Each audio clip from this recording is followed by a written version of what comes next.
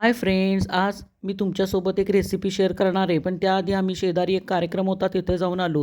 तर चला बघूया मटण आणि भात. त्यासाठी तुम्हाला इंद्रायणी तांदूळ, आलं लसूण कोथिंबीरची पेस्ट, एक बारीक चिरलेला कांदा व खडे मसाले लागणार आहेत.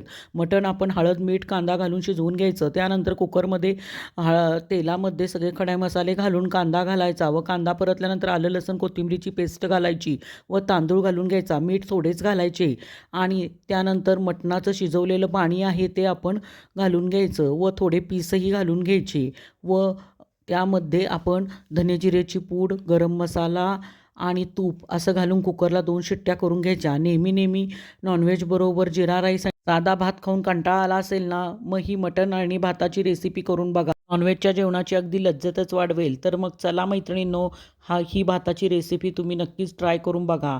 माझी रेसिपी आवडली असेल तर लाईक करा, शेअर करा, फॉलो करा आणि सबस्क्राईब करा.